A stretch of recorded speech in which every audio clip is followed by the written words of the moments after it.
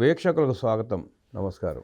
గత కొద్ది రోజుల ముందు బోమన కరుణాకర్ రెడ్డి ముఠ దళిత యువకుడు పవన్ మీద దాడి చేసి ఎలా కొట్టారో చూసాం.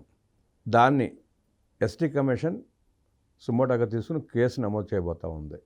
అభినయ్ రెడ్డి, అనిల్ రెడ్డి ఇద్దరు కలిసిమెలిసి తిరుగుతూ ఉంటారు. అనిల్ రెడ్డి అనే అతని చేత ఆ పవన్ని ఎలా కొట్టించారో చూసాం. సోషల్ యాక్టివిస్ట్గా ఎస్టీఎస్సీ కమిషన్ కేసు నమోదు చేస్తున్న సందర్భంగా ఎలా విశ్లేషిస్తారో అడిగి తెలుసుకునే ప్రయత్నం చేద్దాం. శ్రీలల్ల గారు ఉన్నారు, వారిని అడిగి మరిన్ని విశేషాలు తెలుసుకునే ప్రయత్నం చేద్దాం. నమస్తే అండి. పవన్ మీద దాడిని ఎస్టీ కమిషన్ సీరియస్గా తీసుకుని కేసు నమోదు చేయబోతా ఉంది. ఎలా చూస్తారో, ఎలా విశ్లేషిస్తారు?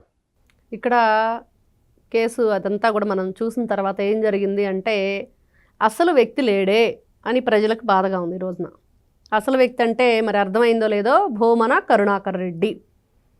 అక్కడ తిరుపతిలో ఏది జరిగినా కూడా నా మనుషులు ఉన్నారు, వేల మంది ఉన్నారు.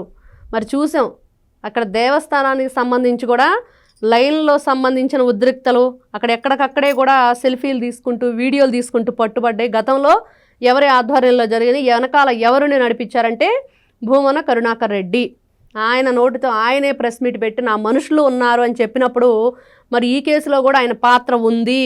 ఖచ్చితంగా వాళ్ళ కొడుకు ఆఫీస్లోనే చేశారు, వాళ్ళ కొడుకు ఫ్రెండు వీళ్ళందరూ కలిసి చేసినప్పుడు మరి భూమన కరుణాకర్ రెడ్డి పేరు ఎందుకు చేర్చలేదు అనేది ఇక్కడ ప్రవీణ్ కుమార్ వైపు నుంచి కూడా ఇదే వస్తుంది, ప్రజల నుంచి కూడా ఇదే వస్తుంది. ఎందుకు అంటే ఇంత ఘోరం జరిగినప్పుడు మరి ఎక్కడైనా సరే ప్రతి ఒక్కదానికి ప్రెస్ మీట్ పెట్టి ముందుకు వస్తాడు కదా భూమన కరుణాకర్ రెడ్డి. మరి దీని గురించి ఎందుకు మాట్లాడలేదు? అంటే మద్యం స్కామ్లో ఇరుక్కున్న వాళ్ళని రక్షించేందుకు హైదరాబాద్లో కూర్చుని ప్లాన్ చేస్తాడని చెప్పి వార్తలు. బిజీగా ఉన్నాడు. అయితే మొత్తానికి జగన్మోహన్ రెడ్డి పేరు ఛార్జ్ షీట్లో లేకుండా చేయాలి, ఆయన సతీమణి పేరు రాకుండా చేయాలి, వీళ్ళని అరెస్ట్ చేయకుండా నేను కాపాడాలి. జగన్మోహన్ రెడ్డి మద్యం స్కామ్లో దోచుకున్న దాంట్లో పాత్ర భూమన కరుణాకర్ రెడ్డి కూడా ఉందని చెప్పి వార్తలు ఉన్నాయి. ఖచ్చితంగా ఉండిద్ది. ఎందుకంటే మనం ఈ రోజున వింటూ ఉంటే అసలు మద్యం కుంభకోణం ఎంత ప్రపంచ స్థాయిలోనే నెంబర్ 1 చేశారని చెప్పేసి అర్థమైంది. ఈ కేడీలు కిలాడీలు ఎక్కడైనా సరే ఎన్ని రకాలుగా చేసినా సరే ఈ రోజున జన్మస్థానం శ్రీకృష్ణ జన్మస్థానానికి వెళ్ళటం మాత్రం ఖాయం. కానీ ఎంత అమానుషం, ఎంత ఘోరం ఆ అబ్బాయిని కొట్టిన తీరండి. మరి ఎంతసేపటికి నేను కూడా హిందువునే, నేను కూడా గతంలో మాలేస్తున్నాను, నేను కూడా తిరుపతి దేవస్థానానికి చైర్మన్గా ఉన్నానను, రోడ్డు మీద దుప్పట్లు దిళ్ళేసుకొని పడుకొని ఓతగా ఏదో ప్రేమ ఉన్నట్లుగా చాలా రకాలు. అంటే మూగజీవుల మీద ప్రేమ చూపించిన భూమన కరుణాకర్ రెడ్డి ఈ రోజున మూగజీవుల కంటే ఘోరంగా బాధారు అబ్బాయిని, గొడ్డును బాదినట్టు బాధిన ఆ పిల్లోడి మీద తనకి కరుణ లేదా? భూమన కరుణాకర్ రెడ్డికి కరుణ లేదు అని నిరూపించుకున్నాడు. ఇక్కడ కరుణ లేని కరుణాకర్ రెడ్డి అదే కనిపిస్తుంది. ఆయన నుదుట బొట్టు పెడతాడు కానీ ఆయన మనసులో ఎప్పుడు కరుణ ఉండదు, మనుషుల మీద జాలి ఉండదు, మనుషుల పట్ల ప్రేమ ఉండదు, దోచుకోవడానికి మాత్రమే వేషాలు వేస్తాడు. అదే కనిపించింది, నిరూపించుకున్నాడు క్లియర్గా.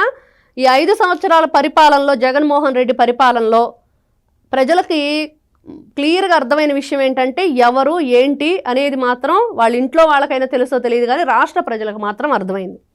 అది మాత్రం అందుకనే ఈ రోజున వాళ్ళు 151 నుంచి 11కి పక్కన పడేయబడ్డారు. మరి ఈ రోజున కూటమి ప్రభుత్వాన్ని ఏ విధంగా ఆదరించారో చూసాం. కానీ ఈ ప్రవీణ్ ఎవరైతే ఉన్నారో ఈ ఎస్సీ ఎస్టీ అట్రాసిటీ కేసు పెట్టడంలో మరి ఇంకా పేర్లు చేర్చాల్సి ఉంది. వాళ్ళని చేరిస్తేనే ఆ ఏదైతే కేసుకి ఒక అర్థం ఉంది అనేది మాత్రం క్లియర్ అండి.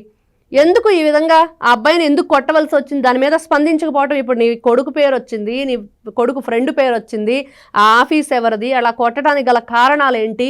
అంత దారుణంగానా? వాళ్ళ తల్లిదండ్రులు కూడా అంత క్షోభ అనుభవిస్తుంటే మరి నువ్వెందుకు ఖండించలేదు? నువ్వు మంచివాడివి కదా, చాలా బుద్ధిమంతులు కదా మీరంతా కూడా మంచి పరిపాలన అందిస్తారు కదా.